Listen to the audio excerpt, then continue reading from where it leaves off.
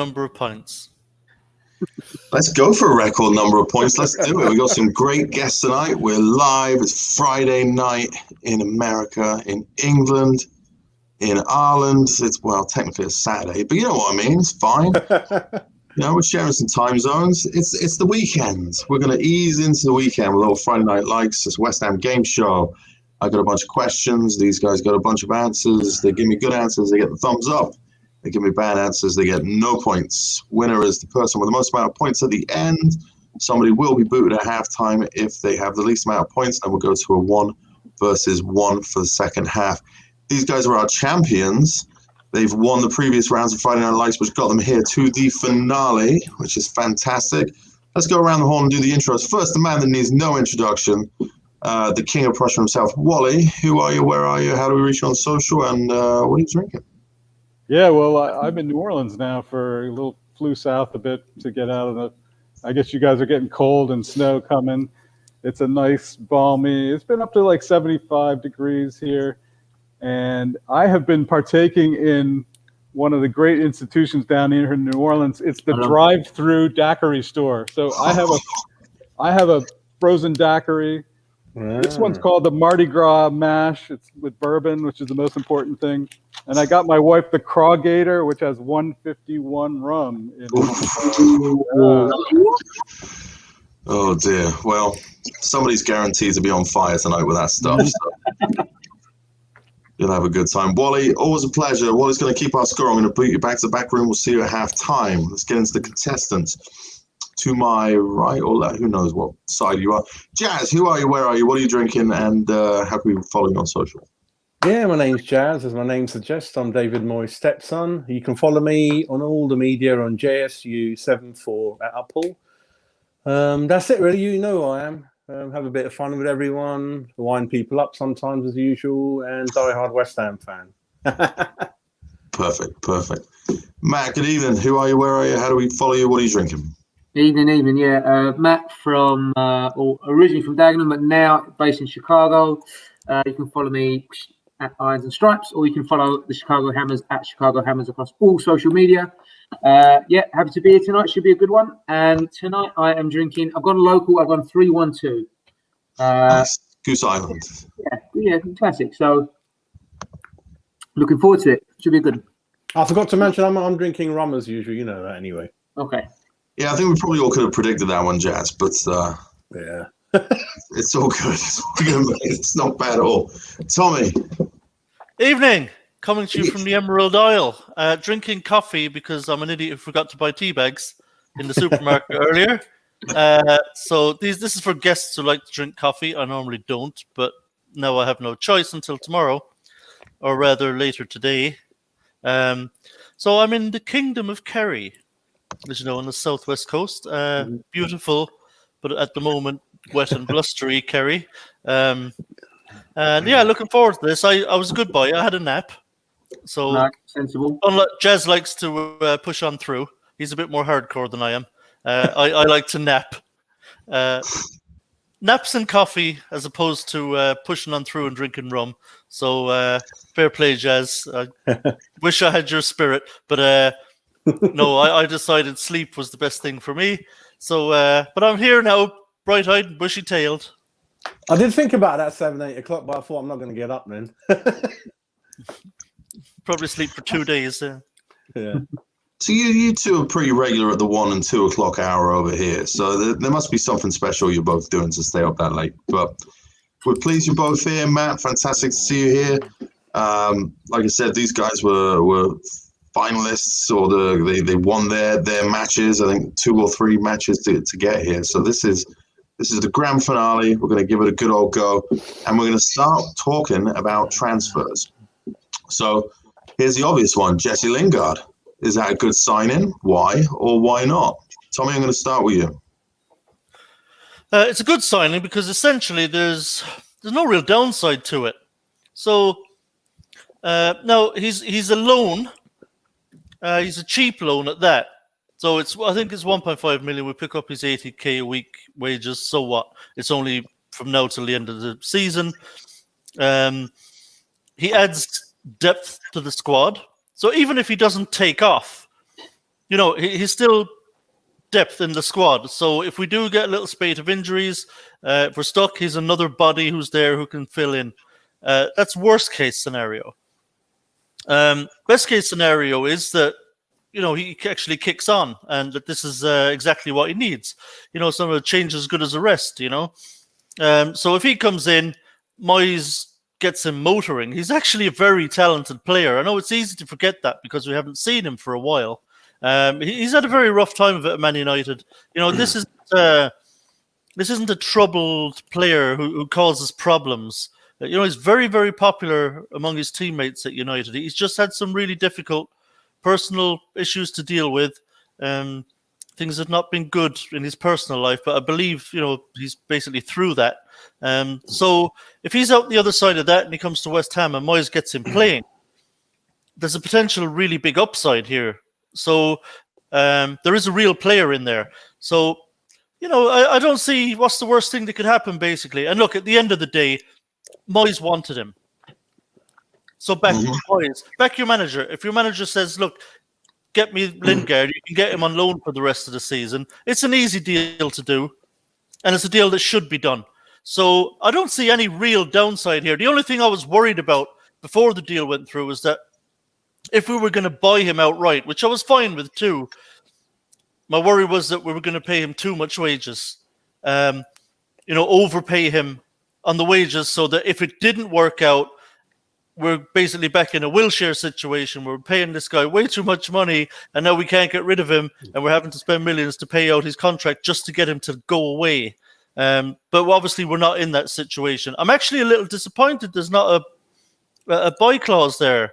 This is just a straight-up loan where we just send him back at the end of the season.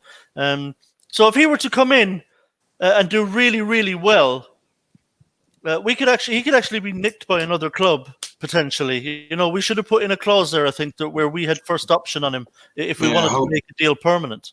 Hopefully that's something along the lines of if we did well, he'd want to stay with us. Matt, you've got 5 minutes. No, it's not a good signing. That was a dig at Tommy for how long his answer was, by the way. Well, okay, yes. To be fair, it won't take me 5 minutes. No, it's not a good signing. Everybody knows we need a striker. Right, everybody knows Antonio is going to get injured. That is where the need is in the squad. That is where we need to strengthen the club. We're currently 5th in the table. This is the time for the club to be bold, and this is the time for the chairman to be bold. Instead, what we've done, we've brought in a player who hasn't played for a long time. Played under Moyes was there. He was there. He didn't make a single appearance under Moyes. Not one single start, one single appearance. So Moyes might have wanted to bring him in. But he's a squad player. Yes, he's got potential. He's clearly talented. But is he really a massive upgrade on what we've already got in the club? Is he really a massive upgrade on Lanzini? A massive upgrade on some of those other players in the middle? I don't think so. Is he going to be able to play up front by himself when Antonio gets injured? I don't think so. Moyes said he wanted the striker in. They said we're looking at 1 or 2 players, but for different reasons, they've not been gettable. I mean, I think this is a bit of a smokescreen. He is still at Man United. He's only a Man United player for another year. They can make 1 year extension to put him in the shop window. They don't think he's good enough. I think he's going to extend. I don't think he's going to add anything really to us, including what we've got. Yeah, okay, he adds a bit of depth. I reckon he'll make a couple of substitute appearances. He might get a couple of starts, but I really can't see him adding anything really to the team. I think the idea of buying him outright. Not interested at all. 80 grand a week. It's funny as West Ham now, how far we've come where 80 grand a week is. Yeah, that's not too bad. That's a lot of money for us. That's a lot of money, especially when you look at other players in the squad like Souček, who is really performing. He's not on that sort of money. And then Lingard's come straight in and 80 grand a week, we're paying his wages. United are laughing. We've just taken a player off that they don't want. We're going to put him in the shop window for the rest of the season, and then he'll go wherever he goes. I can't. It's pointless. It's pointless. Jazz, you agree with that, or are we getting the Lingard that features for England? You've got 3 minutes. I'm more on Irish Tommy's side. I think he's a very good signing. I think at the age is 28. You're in your prime at that age. He's an ex-England player. Lots of sort of reasonable number of caps and goals. And like David Moyes said, he can actually cover all 3 midfield attacking positions that play behind Antonio. And he can play in the false 9 if needed as well. And the most important thing is he can provide cover for Ben Rama, which I'm really interested in because quite a similar player to him. But also, I think the thinking is that Lanzini is finished, I think, in my eyes, from what I've seen from him. So instead of keep bringing Lanzini on or starting him and just nothing happening, I think you're definitely going to get more from Jesse Lingard in terms of that. And Yamalenko will be more or less used to cover for Antonio as and when needed. So, and he can also be a very creative player and sub to come on later on in the game, really. So I think it'll take him a few weeks, knowing David Moyes, for him to sort of get up to speed, be fit enough, you know that kind of thing. And also a lot of people said that if you think of it this way, we kind of released Snodgrass and then brought Lingard in, which is quite a good swap. Going back again, David Moyes knows him really well. And even Jesse Lingard on the website mentioned that a lot, that it was a big sort of positive for him to come here and play under David Moyes, knowing sort of how he works. He can get the best out of him. He knows what kind of motivates him, really. And another good point is that coming from Manchester United, it's a winning mentality, really. He's used to winning. He can help rest of the players. He knows Declan Rice already. And if someone told any of our West Ham fans a couple of years ago that he was going to sign for West Ham, we would never have believed it. So let's enjoy the 3, 4, 5 months, wherever we're going to have with him. I think it's a good addition, really. Yeah. So Matt, I'm going to start with you because you're the doubting Thomas that we got here, right? So where does he fit in? We've got him, we've signed him. Where does he fit in? Well, I mean, Jazz has made a good point there. I think Moyes seems to think that he can play wide right, he can play off the left, he can play through the middle. It's funny that he thinks he can play all these positions, and then when he was a Man United player, never played him. So I don't quite know what's going on there. I think the benefit is that, like I said, Tommy said, he's well liked by the squad at United. He knows Rice because obviously they would have played together. So if he's going to play, I think probably we're going to see him on the left. I think that for us is still that sort of position where, it's not set in stone. Fornals gets stuck out there all the time, doesn't work. Lanzini gets stuck out all the time, doesn't work really. I think the one thing it will do is provide competition. So actually the one benefit might be is that Lingard's presence might keep those players on. And Fornals might think, right, I've got some serious competition now, because at the minute he doesn't. He walks into the team, but maybe Lingard coming in there playing off the left will work. I can't see him, playing through the middle ahead of Ben Rama. I can't see him playing on the right ahead of Bowen. Can he play up front? I doubt it. I mean, I don't know. I mean, this idea that we're going to get the sort of player that was an England international a couple of years ago, that's why he's come to West Ham, because he's not an England international anymore. So if he plays, he'll play on the left. But it's Rabble Morrison without the drama. We might get a couple of decent games out of him, but squad flat. Rabble without the drama. Jazz, where does he fit in? I think he comes in to provide cover for the three, like I was saying, behind Antonio, Bowen, who's the other guy? Bowen, Ben Rama, Fornals. So I think he provides a backup for them. And don't forget that the three currently playing now, they've played nearly every single game this season. That can't carry on. They're going to burn out. So he's basically come in so we can sort of swap him around sometimes. And again, going back to that point, I'd rather have him than Lanzini. Lanzini, for me, is gone now. So this is a good option now. And Yamalenko is not a 90 minutes player as far as I'm concerned. He can't do it 90 minutes. He's a definitely good impact sub. So again, that'll be good. And again, it's a swap for Snodgrass. So he's coming in not to be in very one strict position, because David Moyes said he's played left for me, he's played right, he can play through the middle and all those off the striker as well. So he's just going there to kind of add more competition, provide more creativity, score a few spectacular goals, because I was looking at his goals the other day. Bloody hell, he did get some good goals back in the day. So it's to provide cover for those three, I think, across the middle. Yeah. Tommy, you agree with that? Where's he fitting in?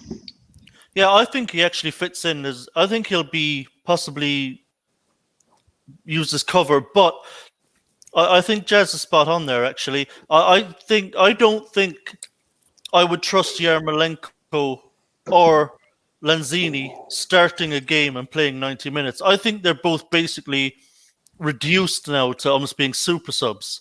So they're fine if they come in on 70, 75 minutes. against tiring defenders, they can have an impact. But I don't think either of those players can have an impact from the start of a game.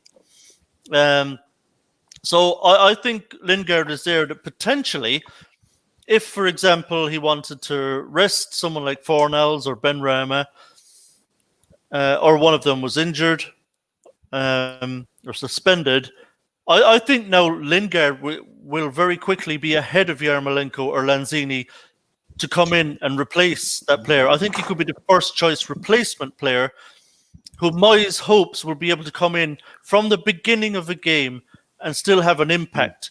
Because I don't trust Lanzini or Yarmolenko to do that either, frankly. So I was pretty excited when we signed him, to be honest, and for good reason. I mean, it's not often we get to sign a player from Man United, is it? You know what I mean? But the way you lot have described him, he just sounds like a better version of Jonathan Spector, which is probably one of the last Man United players that we signed, right? He's just versatile, and he isn't going to start, but he may well be that backup player. So anyway, let's see how he gets on. We'll give him some time and see. Now, pretend like Benrahma didn't already, the contract didn't already get done. But of the two, should we have signed Benrahma or should we have signed Dawson to free up space for loans? Jazz, I'll start with you. I think Benrahma was the right choice. I think a couple of things with him. The price was already fixed in the contract, so we didn't have to negotiate that. We knew exactly what we would need to pay, and knowing Sullivan, he might have even got a discount out of it by paying it early, really. So, and I think it's good for his confidence to know that the club has kind of accelerated the purchasing of him. It makes you feel good that the trust is there. A lot of people were thinking of David Moyes, who took his time bringing him. Does he fancy him? Does he not? So this kind of ticks all those questions, really. And I think everyone in this room is happy the way he's slowly improving every game, really. In terms of Dawson, he's 30 years old. And if anything, if we do decide to buy him at the end of the season, his price might even go a little bit down from the 3 million that they're asking for. So that'd be in our favour, really. And Dawson, just see how it goes. I know he's done really well so far, but we're only talking about 3 games so far, I think. So let's keep that going. And another thing with Dawson is just bear back in mind that if we do sign him, that we're going to be stopping a young centre-back from getting a place, maybe from the youth or someone else that we can get maybe younger. So he'll be taking a space of someone, because he's about the same age as maybe even the Paraguay, what's his name? The other centre-back, the Paraguayan guy. He's about the similar age, like early 30s, really.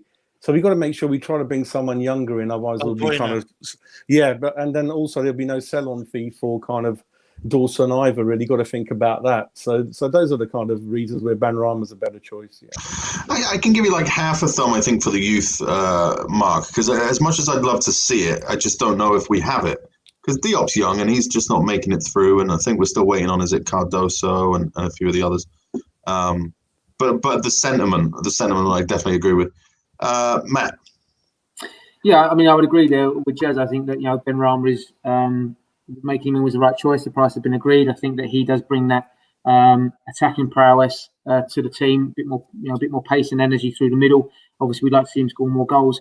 I think with Dawson, for me, maybe getting Dawson on that permanent though would have been a good idea. I mean, he's managing to keep out Diop and Balbuena week in, week out.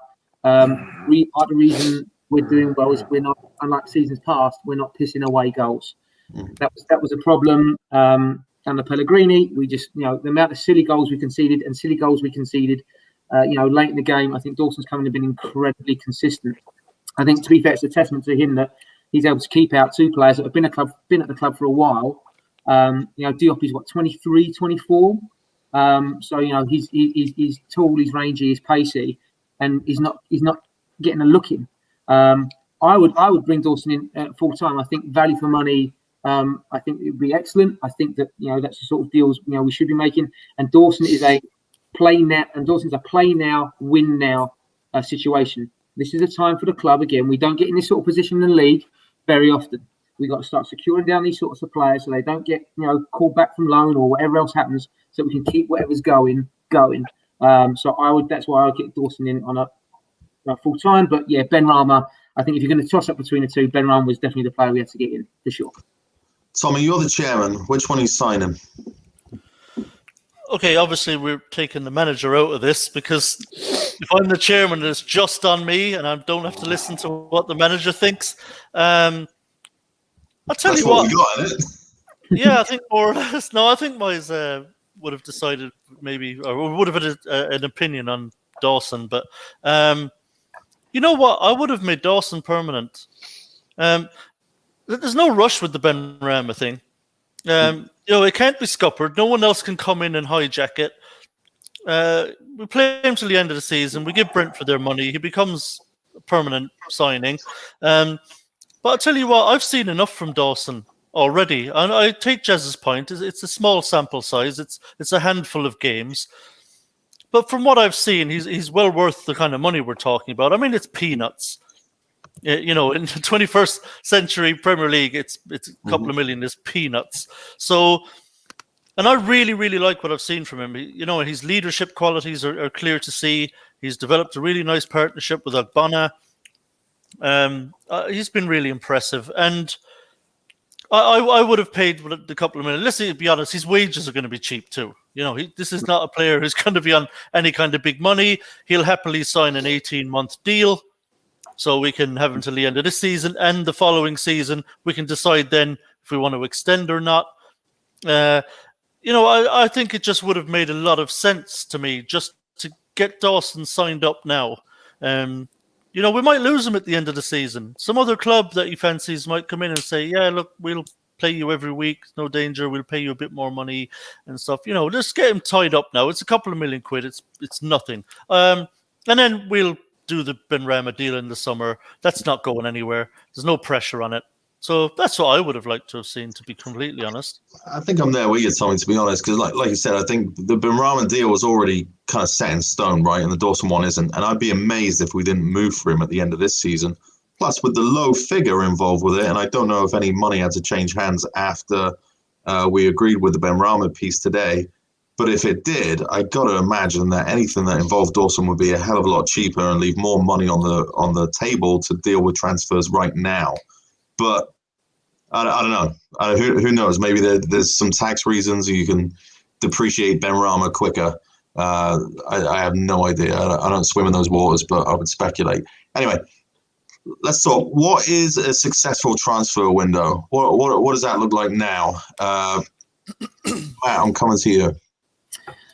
I would say a successful transfer window really is still addressing the gaping holes in the squad, and that's the player up front. Where we've been linked with a few players, and Moyes has said, it doesn't look like it's going to happen. Nothing's happened. That's the thing. I think the thing is with some of the players we've been linked with though recently, the big difference is that we're not thinking about players that are past it. Carroll, Wilshere, Hart, players that are coming off massive injury, injury problems. We've got to start addressing squad needs, and we've got to start doing it where we're not taking massive gambles and pissing money away. This has been the problem with Allaire. This is the problem with Anderson. Looks like to be the problem with Diop as well. Don't forget Diop was 23 million, something like that. Wasn't cheap. Now you total up all those players, and they've been over there. I don't know 2.5 years at the club maybe combined. You're talking well over 100 million pounds worth of player. A successful window is being clever and being smart. We haven't been clever and we're smart. We've taken gamble after gamble. We keep buying players that don't fit our system. Allaire didn't fit the system, and it's not worked out. Diop has not progressed to the point where some 30-year-old journeyman from Watford, low knee, is keeping him out. And I agree with Tommy. I think signing him up, would be good. So I think we've got to start thinking a bit more carefully and being a little bit more cautious and not overpaying players who are like, yeah, maybe. Whether it's down to the scouting system, which is, infamously, woeful, who knows? We've got to just start addressing squad needs. And instead of buying luxury players like Lingard, we didn't need him, right? The cover's there. If he's coming as a cover player, cover players we've got. What we haven't got is cover up front for when Antonio goes down. Odobeko, okay, looks good, looks hungry, looks young. Can he really do it in the Premier League week in, week out for 6-8 weeks at a time when Antonio's hamstring goes again? No, of course he can't. And so, we've all sat and admitted Yamalenko's not going to be able to do it. Starting the game 90 minutes. So we've got to start addressing the squad needs. That's where we're thin. And again, I'll say it again. If we want to stay, in and around that top six, we've got to score goals. And I don't know, we can't keep relying on Souček to bang them in, or Dawson to grab the odd one or two. Because at the minute those three behind that aren't really scoring. So striker all the way, and a good quality striker that we that isn't going to cost us £40 million gamble that we flog for £10 million 2 years down the line. Tommy. Sorry, I thought you were going to go to Jazz. Okay. And breathe. And breathe. Okay. I largely agree. I think a successful window now would be getting in the striker that Moyes wants and needs. I think, obviously, this is the elephant in the room, that we've essentially, technically, got no strikers on our books. First-team strikers. So that's a problem. So Antonio will go down. His hamstrings are made of spaghetti. So it's only a matter of time. And then, as Matt says, we are relying really, I think, on Yamalenko, who I think will be next up to come in and play up there, which is not ideal. But here's the thing. I understand the need to get a striker in, but I want us to get the strikers that are on Moyes' list, that are at the top of Moyes' list. There's probably only going to be 2 or 3 of those. The Moyes says, look, I want one of these guys. These are my top targets. These are the guys that I think can score a lot of goals for us. These are the guys that I'm really high on. So if we cannot get them now in January, I'd rather we not sign anyone and wait until the summer when hopefully we can get the targets that we should be getting. I don't want our board getting panicky in these last few days of the transfer window and saying, shit, the fans are going crazy because we haven't signed a striker. We better fucking sign somebody. And then we get some crap, no good, backup striker in who really is not the answer to anything, just so fans don't lose their shit, or just so the media criticism isn't there saying, West Ham haven't signed a striker. If we can't get the people that Moyes really wants and needs, we should be signing a striker that will take Antonio's place in the team. Not just signing someone who can sit on the bench and watch Antonio play and come in for 2 or 3 games if Antonio goes down. We need someone who can take his place. We need a very, very good striker that Moyes wants, who's top of Moyes' list. If we cannot get him now, don't sign anyone. We can manage till the end of the season as is. If we're lucky, Antonio won't miss very many games. It'll be very few, if any. We might be lucky. But I'd rather do that than just get anybody in. Jazz. Yeah, I'm not really a fan of the transfer window. I'm a bit of a traditionalist. I used to like the old school where you just buy and then it cuts off around March time. So all the power is kind of in the agent's hands. And I mean, a couple of stories from the summer were that he wanted Eze. 16 million was the fee, but we just didn't have enough cash to make Brentford happy. He wanted to pay like £3 a week. You know the way Sullivan does things. So we lost him. He probably wanted Watkins. And luckily, 2 days to go, we got rid of Anderson and managed to get Benrahma really at the end. So it's going to be like this with the owners. David will clear out the mess Pellegrini left behind, but it will take time.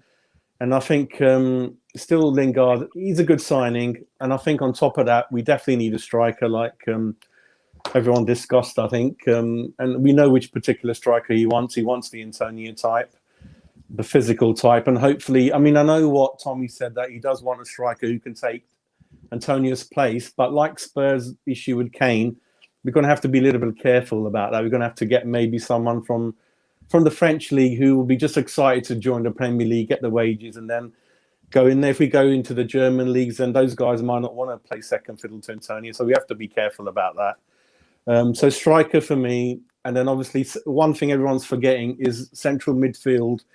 Defensive central midfield is very important to provide cover for Rice and Souček. Those guys are box to box, the engine of the whole team, captain and Souček, you know the goals he provides. They can't keep playing every game. So we definitely need a defensive holding player to help those two.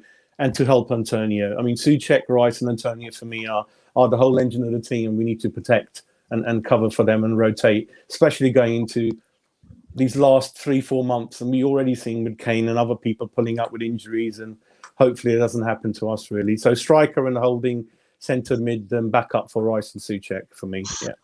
So, I mean, for no points for everybody, but yes or no, is it possible to even have a successful transfer window at this point? I mean, it sounds to me as if everybody's kind of looking at it like, and I agree with you, Tommy, in some regards, I don't want to go out and spend money wastefully that is just going to be pissed up the wall on somebody that we're now stuck for the next 4 years with. And I think, Matt, you made the same point. But we're on the cusp of European football here. Don't we have to do something? Don't we have to go and get somebody or do something inspiring? Don't we have to go and get, at a minimum, somebody to go and score goals?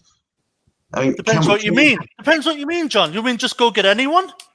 Or do you want to get the people that Moyes wants? Now, it might not be possible to get the people Moyes wants. So now you've got a call. Do we just sign somebody, or do we wait and see if we can get Moyes' targets in the summer? We might have European football to entice people within the summer. That's so true. it depends on what you want to do. Of course, we can go sign a striker, but is anyone? Just get a striker? What do you want to do? I think been out there long enough, isn't it? I mean, I think that is somebody that we could go and get, that we know Moyes generally wants him, I think is the sentiment out there. And at the very least would be good backup. Because let's not forget, like you said, we've got no strikers on the books.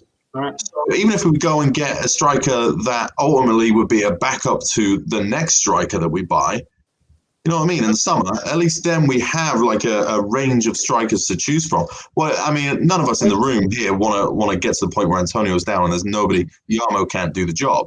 I know, but like that's fine if Moyes wants him and we can get him. Yeah, I think, yeah. Moyes had a list, right? He said it in that press conference today. It was like, there were 2 or 3 players I wanted. They just weren't, for various reasons, they weren't gettable. I think the point is that like, well, my point is that like, and I hear what you're saying, Tommy. We don't want to waste money. We don't want to just bring people in. But what we really need is just is cover, and we need cover with someone. We know Moyes likes pace up front. The plan is get the ball so Antonio can run onto it, charge at players. He knows the sort of player he wants. That sort of player must be available, and it must be available at somewhere for a decent price. Yeah, we should be spunking massive money on it, but we're going to need cover. Like if we're not confident now and we're not brave now, we're going to miss out. And we might have European football to attract somebody. That's definitely possible. But that league table is so tight. I mean, what's the gap between 1st and 8th or 1st and 10th? Like 6-7 points. It's tight. Like it's wide open.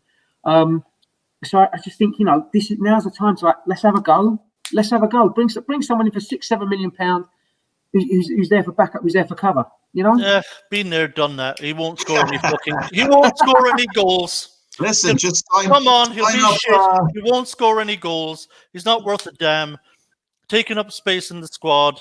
I'm sorry, I'm not in for signing someone for the sake of signing someone. I think we either get a really good striker in who will potentially replace, he'll be a really top striker who'll replace Antonio, which I think we need to do. Look, Antonio's not a striker. He does a really good job for the team. It's not to say he'll necessarily be dropped from the team. He might play behind the striker, which is still a problem area for me, that number 10 position. I think a couple of points is that... I don't want to sign someone just so to say, we signed somebody. I'd rather use Odebeko and Yamalenko. Bowen can play up top of the push. I think we can get by till the summer if we have to. No, I think a couple of points. I think we've got the momentum, I think. Mm-hmm. And in the past, the directors have never followed that momentum through. Whenever we've done well or we're on the cusp of doing something, we kind of back down again. We're scared of success. So we need to keep the momentum up and give the manager what he wants. And also... coming back to the 2 windows, and when they say, it's hard to get someone in January, I don't really believe that. I think the summer window is just as painful as... So the people don't want to spend the money, they're going to say, January is hard. When it gets to the summer, they're going to say the same thing again. And a good manager, a good director, they got their list already. And we know the world we live in, that the players definitely get tapped up early. They know that if they're going to come or not. And it's all about the club paying the money. And Sullivan, obviously... It's always installment plans with the guy, and he has sort of pissed a lot of clubs off already, so he can't go back to them and buy anyone else. So I think it's we got to get people in, whether hopefully they're good backup and can break into the team. I mean, Dawson was a backup. Look what happened. He's pushed the other guy out, so you don't know how it's going to work out. Sign Dawson up. Let's get a striker in on a loan at a minimum. Get a striker in on a loan. I think. Get a body in, Loan will be fine. Yeah. Right. Let's get on to the last question for half time. What's the best type of cheese and why? Jazz. It's mozzarella for me. I mean, look at that word, mozzarella. How many words put a smile on your face? So mozzarella, and it's made out of buffalo milk. I mean, how many things do we eat made out of buffalo milk? So that in itself is quite unique. Sorry, and it's used in pizza, the biggest selling takeaway food in the world. Without mozzarella, what would a good pizza be? Absolutely useless, really. You can put it in risotto. You can have a bruschetto, tomato salad. You can actually even have a nice panini. You can kind of do anything with I mean, if I pick bloody cheddar, then all you're going to have it with crackers. That's all you can do with it, really. But mozzarella is the world leader. It's the Barcelona of cheeses, and we can't live without it. It goes into pizzas, and it's just a word, isn't it? Come on, brings a smile to your face. It's unique. It's different. It's mozzarella for me. Tommy's going to attack you for cheddar. Tommy. Yeah, I have to say mozzarella as well because a reason being is it's so mild that it barely qualifies as a cheese, and I fucking hate cheese. And mozzarella is the only one that I can actually eat because it's so goddamn mild. It's essentially barely worthy of being called a cheese. So you can barely taste it. It's very, very mild. So I can manage that, and I love my pizzas. So mozzarella, because it's the only fucking one I can eat, because the rest of it's just muck. It's sacrilegious. Matt. Do you know, the sort of cheese that I like is actually it's actually difficult to get over here, because the sort of cheese that I like can be found on Magic FM 105.4 FM. That's the sort of cheese I'm into. You can reach me by cell. That's what we want. A bit easy listening. Everybody likes it. Your man likes it. Your mum likes it. Keeps everybody happy. That's the kind of cheese that I'm into. I feel like Wally's going to agree with that one. What's your cheese, Wally? Cheese. There's no doubt you got to have Cheese Whiz. Okay. The can. It is it comes in a can. You can just spray it on anything you want. Crackers, cheesesteak, and you can put it in your car and leave it there for a month and come back, and it'll still be good and fresh. So disgusting. Cheese Whiz. Wally, which one's your cheese? Can I just say, because I know right now Katie's sitting at home spraying fucking cheese into her mouth. No, Katie, cheese is not supposed to spray. Stop it. Cheese intervention. All right. Go on, Wally. What's the scores? Who are you booting off? We got a extremely close match here. There's a half a point in it. Oh, fuck's sake. The old half point. Yeah, the old half point. We have Tommy and Matt on 13 and Jazz with a half a point difference at 12.5. Oh my God.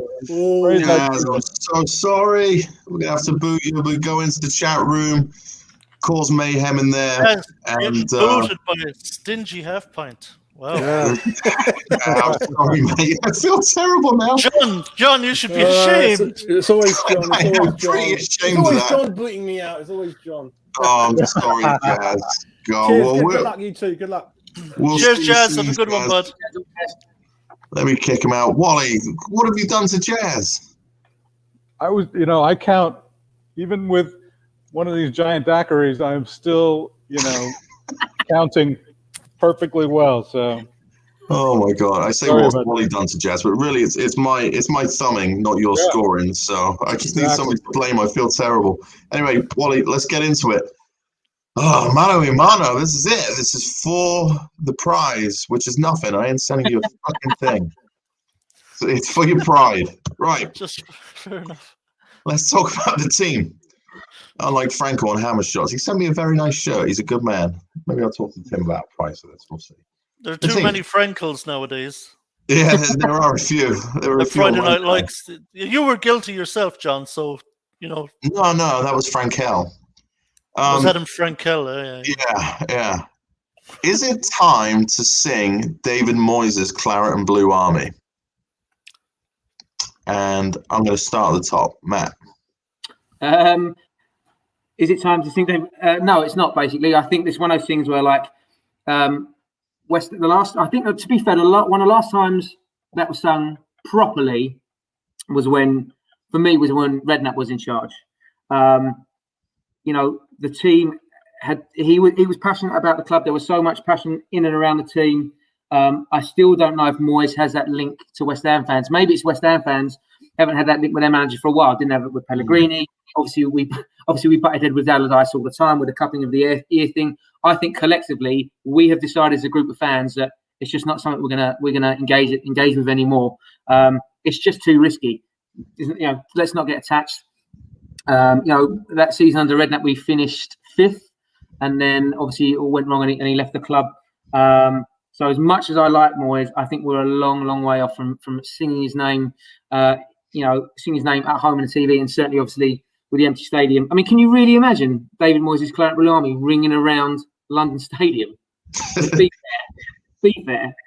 It's not for me. I'm halfway giving a thumb. I don't know about that, lad. Maybe it could happen. I don't know. You keep getting results. It could happen. Tommy. David Moyes, Claret Blue Army. David Moyes, Claret Blue Army. David Moyes, Claret Blue Army. Absolutely. If we can sing Slaven Bilic's Claret Blue Army, we can fucking sing anyone's Claret and Blue Army. Let's be honest. The bar has been set. The bar has been set, and it's fucking low.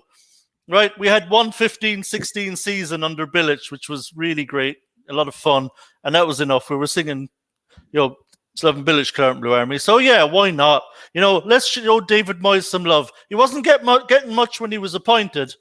Let's be honest. He was getting a lot of, oh Christ, this fucking guy again. And he hasn't been showing much love, old David. He hasn't had a chance to see the love from the fans because we've not been around. Stadiums are empty. So when we get back in there, if we get back in there, then I think the man deserves some love for the job he's doing. He's got us pushing for, let's be clear, he's got us pushing for a Champions League spot right now, you have to say. So why not? Why not David Moyes, Claret and Blue Bloody Army? We're on the rise, baby, and who knows what can happen. I was disgusted today, bloody Sky Sports talking about their, the title challengers, and they had Jose Mourinho as one of the bloody managers pictured in there, like behind us in the league. And I'm thinking, if they're challenging for the title, so are we. Like, come on, guys! Where is David Moyes? Why is Mourinho in here? We're 5th. They're 6th. Get him out of there. Put Moyes in there. David Moyes, Claret and Blue Army, baby. Let's go. Matt, what would it take for you to sing that? What would it take for me to sing that? Out of curiosity, no likes. No likes. To be fair, we're 5th, but again, like the gap between 1st and 8th or 9th is like 6 points. No one was singing it last year when we were absolutely fucking around left, right, and centre. And so all of a sudden we've had a good season. We should enjoy it. I think I say that all the time. It's time for West Ham fans to enjoy themselves. But he's not actually done anything. He's not done anything. If he wins something, or if we get top 4, okay, I might. Anything. Transformed the team. Absolutely transformed us. Yeah, listen, Tom. We're talking about short-term success. I think we've got to be careful about getting carried away. I think it's even more impressive. Beautifully. I think it's even more impressive that he's done it so quickly. So I mean, I don't know. I think the big thing is that, like, is it someone that that people are into and passionate about? And I think Tommy's right. I think the Bilic thing is interesting. I think that's probably last season the Bowen in romanticism. I don't think Moyes is going to have that sort of luck with any sort of romantic feelings from the fans. I don't know. I think the fans are coming to actually really behind him now. I think they've actually come to really, really like David Moyes. It feels to be a bit of a change. I think we like him, but I don't know if we love him. Do you love him, Tom? Love the a bit of FA Cup. Moisey. He Love a wins bit the of FA Moisey. Cup. Oof. Listen, Moisey, look. All right, look. Moisey maybe doesn't have the gregarious personality of a Harry Redknapp or Slaven Bilic. He might not have the sexy Latin kind of hair and looks of Pellegrini and all these people. He may be a more dour Scotsman, but he's our dour Scotsman, and he's getting the job done. The players will run through walls for him. He's got us organised like none of the other aforementioned people could get us organised. I think doing an absolutely magnificent job.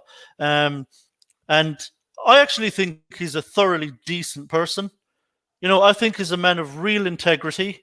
I think he's as honest as the day is long, speaks his mind. And I think the players obviously appreciate that. He must be a seriously good guy if the players love him the way they do. And you can see that they do. So, yeah, I think, I think I do love Moisey. Please lay it right on the line. Friday night. Right, I got to move on. I got to get these questions done. Who's more important to West Ham, Declan Rice or Souček? Tommy. Rice. That's it. Why? Rice. Why? Because he is basically the engine of the team.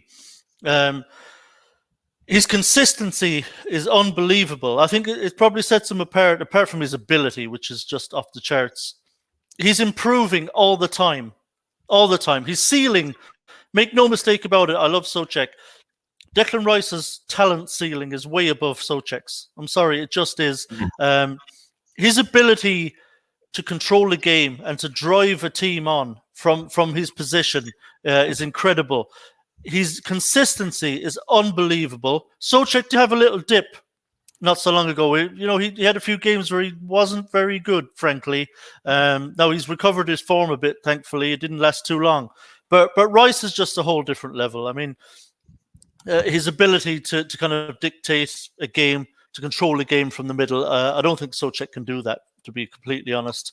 I think Souček is blessed to have Declan Rice beside him, and in turn we're blessed because I think as a duo they allow each other to be their best. They just work. They're a great partnership. But make no mistake, I mean, of the two, if we were to lose Thomas Souček this summer, that would be very, very disappointing. And we'd have to look far and wide to find a replacement. But losing Rice would be just devastating to this team. Try replacing him. Good luck with that. Mm-hmm. Matt. I mean, yeah, I think Tommy's last point, I think, is really my main one, is that Rice is irreplaceable. Whereas Souček, I don't think is. Souček's having a very good season. He's scoring goals, which is fantastic. But Rice is, if he were to stay, is the future of this club. You can build a team around that player. There are no other players at the club that you can argue that about. You cannot say that about Antonio. You cannot say that about Ogbonna. All these other key players. You cannot build. It's Rice is the absolute linchpin. Also, I don't think it's too much to underestimate how likable he is as a player. Not that Souček isn't, a likable chap, potato salad and all. He's a leader on the pitch. That has been vital for us, I think, this year. I think when you look at the way Rice talks to other players on the pitch and he commands respect from his peers, I think is unbelievable. Souček, great player, nice guy. He's not on that level. Mature as a player for sure. But does he command that sort of respect? No. Is he the sort of player that's going to drive us forward and grab people by the scruff of the neck like Billy Bonds used to do? No. Rice is that player. He's the future England captain. So even if we sold him for 75, 80, 90 million pounds, we could not replace him for that sort of money. We would not be able to bring another 90 million pound player. First of all, they won't come West Ham, but we wouldn't be able to bring another 90 million pound player to do what he does, like Tommy says, week in and week out. He is the future of this team. I mean, you look at the way he left off the pitch a couple of weeks ago. The cameras are tracking him, and he said he was caught on camera. Said, "Fuck me, boys, that's massive." He knows what this club is about. He knows the direction this club is going in. He's vital to the team. So I think he's irreplaceable. Long may he stay at the club. I think we should do everything we can to keep hold of him because he's the future of West Ham, no doubt. When I was there, I had a season ticket when Joe Cole signed his professional forms, right? And they brought him on. They got one of those like placing tables out, on the pitch, and they said over the tannoy, you can say you were there when Joe Cole became a professional footballer. And everyone knew how special he was as a player. I feel the exact same way about Declan Rice. I think he's just as special as Joe was. And you look at what Joe went on to do in the game, different players, for sure. You look at what Joe Cole went on to do at the game, that there is at least, if Rice doesn't reach that sort of level, it'll be a disappointment. He's got the ability to be a once in a generational type player. So as good as Souček is, and as much as I love his goals and I love his potato salad banter, it's Rice all the way. Don't worry, Tommy. I'll give you 8 minutes for the next one. Hey, Tom, sorry. I do wonder if Souček's goals are irreplaceable, though, because we haven't had a central midfielder score that many goals in so long. But I do think Rice enables Souček to get those goals as well. So they're a very good tandem. Here's a question. If Mark Noble, since he's our FA Cup player right now, if Mark Noble leads us to the FA Cup final, should he start the FA Cup final game? And it's you, Matt, right? Who did I come to first last time? Tom? Yeah, Matt, I'll go to you first. Listen, I love Mark Noble to bits. As much as Tommy loves Moyes, I love Mark Noble 10 times more. I think he's been such a fantastic servant for the club. I think the Mr. West Ham moniker is well deserved and well earned. Should he start in the FA Cup final? The answer is no. On the basis that everybody's fit, he can't get into the team at the minute when we play Crystal Palace, which means de facto, could he get into the team against, start an FA Cup final? Unfortunately not. I think, that 15-16 season when he was playing out his skin, yeah, of course he would. He's not about to force those other two lads out of central midfield. I'd love to see him play in a cup final for sure. I think, if things needed shoring up, he would be the first player I'd bring on, 100%. There's nothing more I'd like to see him climb, lift that trophy. But no, sorry, sentiment. As much as I love you, Nobes, sentiment and all, no, I couldn't see him starting unless Antonio was injured and he had to play up front. Tommy, no, you don't start him if you actually want to win the game. It would be ridiculous. I mean, if we're in the cup final, likely we're playing someone like, Leicester or Man City or someone like that, who are both still in the competition. Maybe Tottenham. Imagine that. that'd be nice. Oh, no, you obviously you put your best 11 on the field in an FA Cup final. I don't care if he's played in every game along the way. You do not start him in the final. You've got basically Souček and Rice starting in the midfield. Your only other option for Noble is at number 10 position. You certainly don't start him there ahead of the likes of Fornells or Benrahma. Now, this is assuming, obviously, everyone's available. So, no, with all things being equal, unfortunately, Mark doesn't have the legs for it anymore. The game passes him by, unfortunately. I think in an ideal world, we would be ahead. Going for injury time, we bring Mark on just to shore things up, as Matt says. Give him his few minutes, maybe 5 minutes plus injury time. He finishes the game on the field with the armband on, and then climbs the 39 steps at the end and lifts the cup for West Ham. That would be absolutely perfect. But it would be utter madness, and it would be sentimentality run amok to start him in an FA Cup final, I'm afraid. Yeah, you'd hope you get that extra, 100% out of him, 200%. But I think if you got the chance to win something, you got to try and win it, right, as best as possible. Anyway, last round of the night. If the following players love something as much as Thomas Souček loves potato salad, what would it be that they loved and why? Tommy, coming to you first, and the first player is Andrew Yamalenko. Yeah, I thought about Yarmo, and I thought, when he runs, he's very graceful, and he kind of slides along the pitch. He doesn't so much run as he just glides along the pitch. It's very graceful, swan-like, our Yarmo. So I put in ice skating. I think he's made for it. He'd be great as like a figure skater or something like that, where, he just has that kind of grace about him, and he's got those great feet. He'd do all that nice fucking footwork on the skates, all the spins and everything like that. I think that would be Yarmo all round. He could have been an Olympic level figure skater, I reckon. So he loves a bit of ice skating. What do you think, Matt? I think if you look at, since he's been at West Ham, how abrasive some of his haircuts have been, I think what he really likes is taking the guard off his clippers and just having a go himself. Because it looks like, I mean, he has perfected the lockdown haircut. So I would say doing his own hair is something he probably really loves doing, gets a big kick out of it. I don't follow him on Instagram, but if I did, that's what I would expect to see.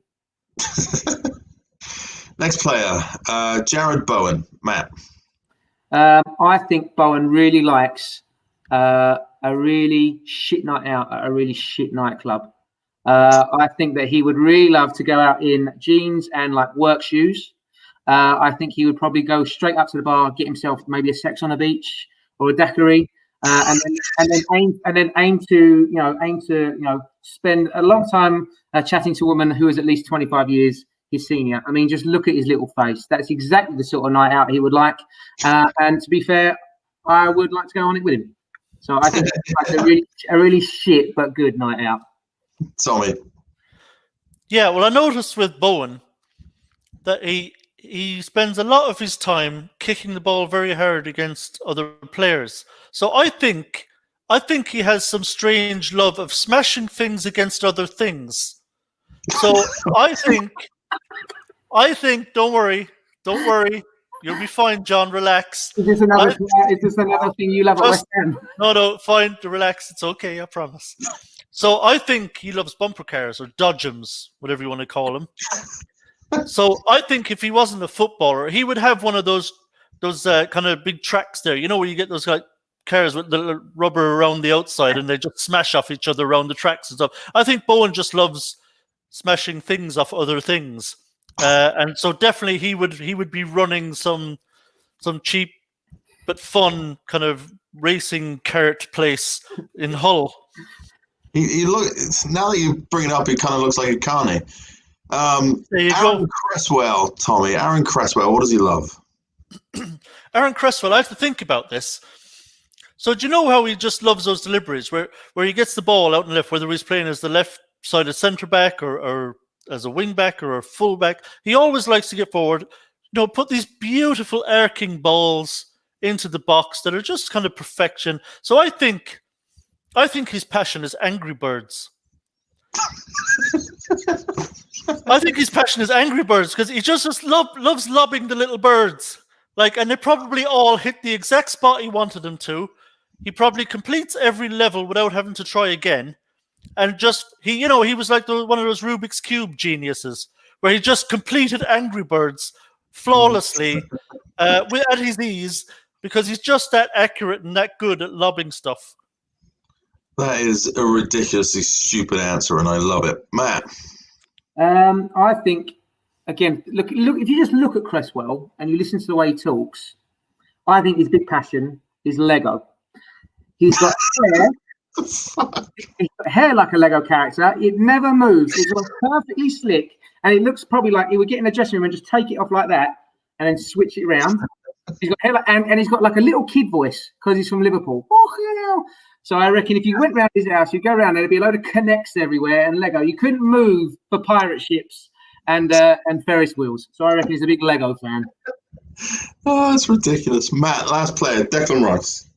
What does Declan Rice love the most? Declan Rice loves the most playing at West Ham. That's what he loves. He can't get enough of it. He's had time after time. There's people trying to take him away from the club. He can't get enough. He loves being at this club.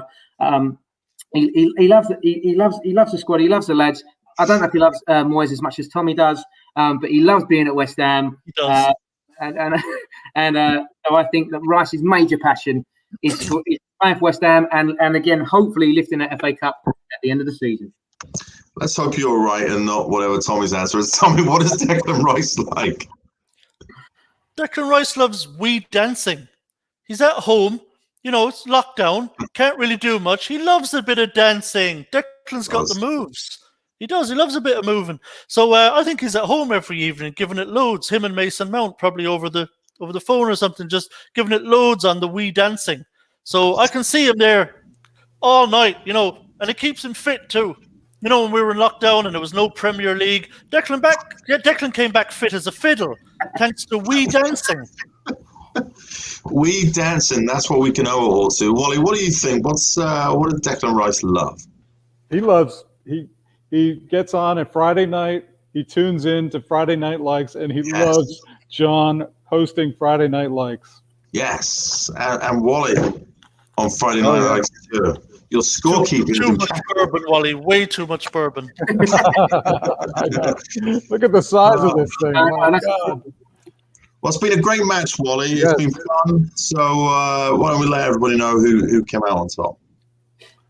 Well, with, let's see, 26 points, we have both Tommy and Matt on 26 points. God. Joking. Oh, I'm shit at penalties. I don't even have a penalty. I didn't prepare a penalty. What should I do, Wally? Maybe can we do co-winners and Co-winners? Who cares? Yeah. It's not like there's any fucking prizes, John. Yeah. Split the money, shall we, Tom? Yeah. Yeah, we'll split the rather and we'll sell the new car that we get from this and just have the proceeds. I should have given out more half points or something. Yeah. God, if someone had won the whole thing on a half pint, I think there would have been war. Let's add another player to this last set of questions, and I won't show any thumbs, but see if you lot can think on the fly. So, the question was: if the following players love something as much as Thomas Souček loves potato salad, what would it be and why? Let's add someone from the management start. Let's add Kevin Nolan. What does Kevin Nolan love more than anything else in the world? Who's the last person? Tommy, you're first this time. Kevin Nolan would be off somewhere with a massive poultry, raising chickens and producing eggs. There's a reason he ran around after his goals, giving it all this. The chicken dance. He loves chickens. All kinds of chickens, all sizes and shapes and breeds. He could probably tell you anything you want to know about chickens. So he would be up in Suffolk somewhere with a giant shed full of chickens, happy as Larry, in his element, would never want for anything else. I'm never going to remove that visual from my brain. Matt. Kevin, it's difficult with Nolan, is it? Because I'm going to be stereotypical as well. I'm going to go down the chicken route. But I would say that he likes chicken so much that every morning he wakes up and before a match he puts on Chicken Run and he watches it really carefully for any tactics about how to get the ball over the wall in a free kick, like the chickens are trying to get over the fence.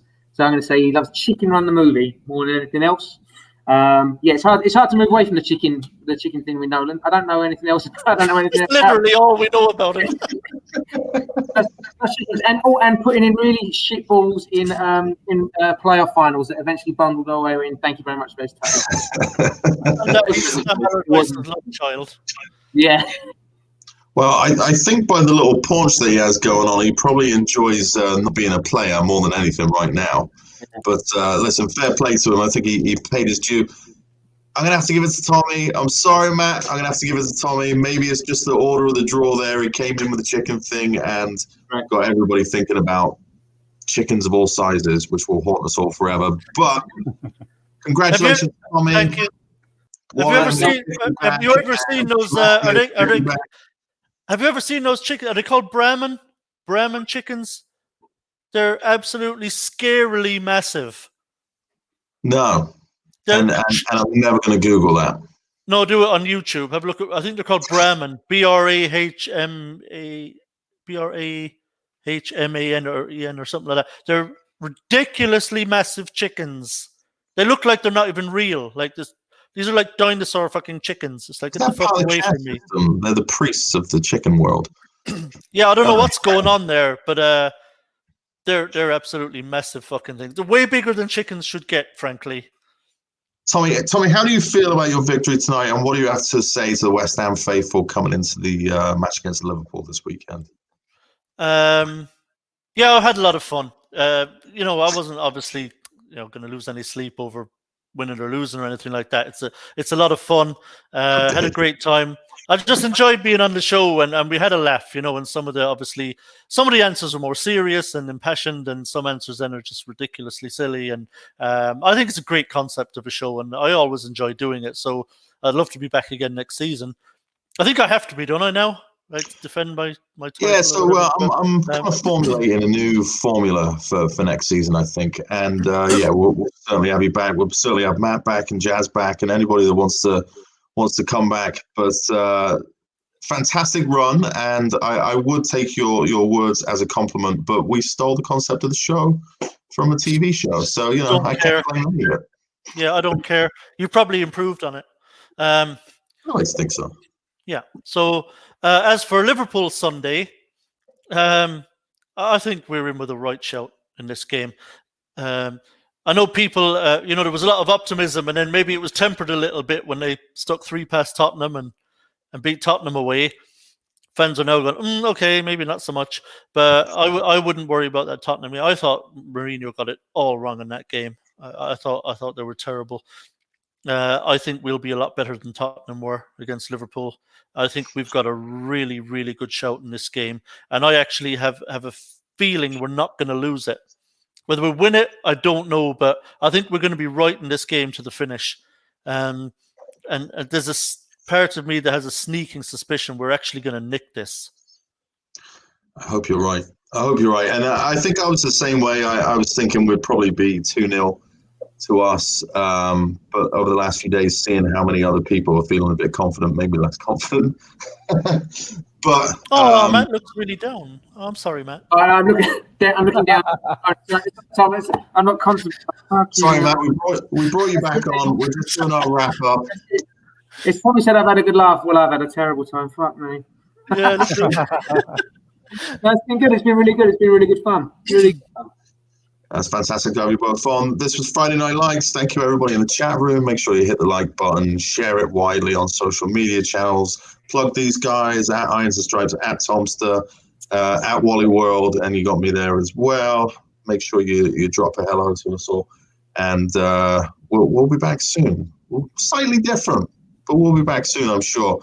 So with that, congratulations, Tommy. Well done, Matt, getting to the final. Jazz, congratulations on getting to the final as well, and we'll see you all soon.